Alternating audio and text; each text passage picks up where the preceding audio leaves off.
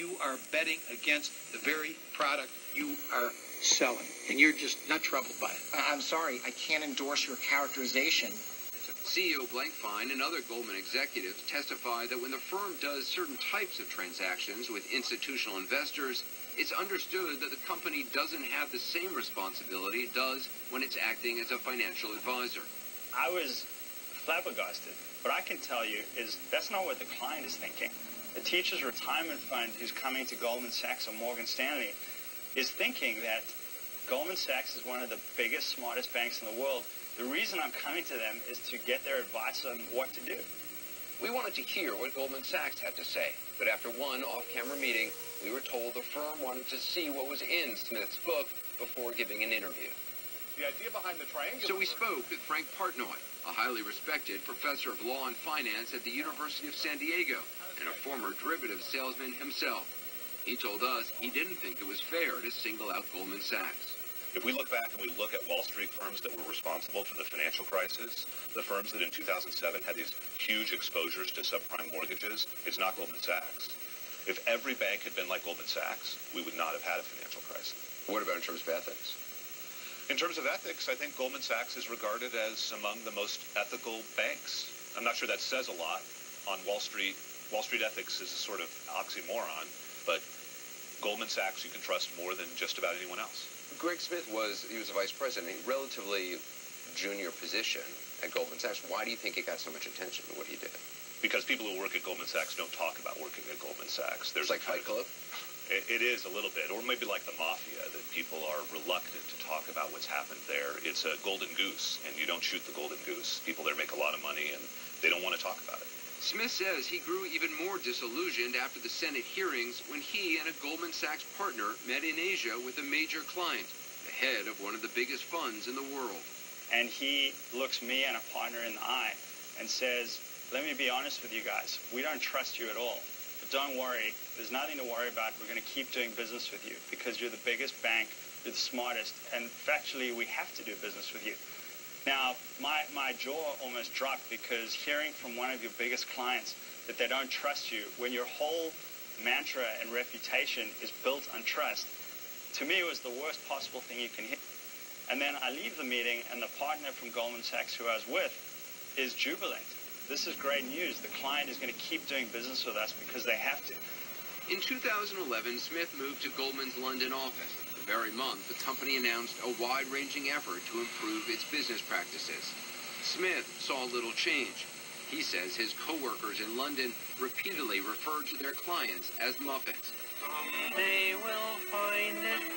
And not in the kind-hearted way their Sesame Street creators intended.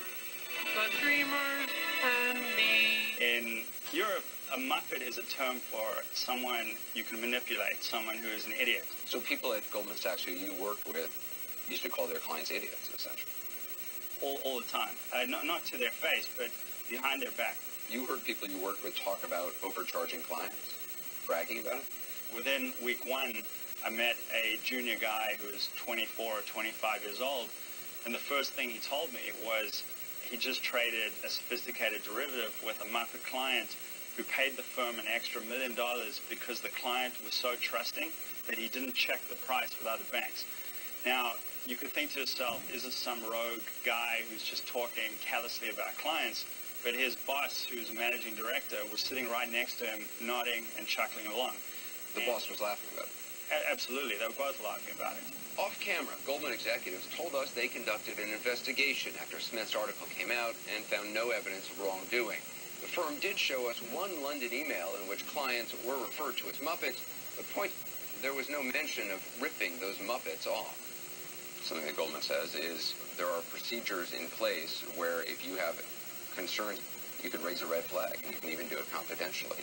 And yet they say you didn't do that. Well, I spoke to 9 senior partners of the firm, people who have been partners since 2004. If anyone at Goldman Sachs says we were surprised by this, that they shouldn't have been. Goldman says that you wanted $1 million in compensation, that you wanted a promotion, and you later learned that you were not going to get that. And that's what's behind this. I think that would be a criticism I would expect to hear from Goldman Sachs. Had they given you a promotion, had they given you $1 million million in compensation, would you still have quit? Absolutely. I think a lot of people would find that hard to believe. Well, what I can say to you is, and this may seem stupid, but I didn't go to Wall Street purely to make lots of money. But I don't know anybody who's ever gone to Wall Street and not had the idea of making money. No, I definitely wanted to make money, but I left because things had veered so far from what I actually believed was right that I could have just left and walked out and said nothing about it, but I would have felt that was not the right thing to do. How do you think what he's saying is going to be viewed on Wall Street?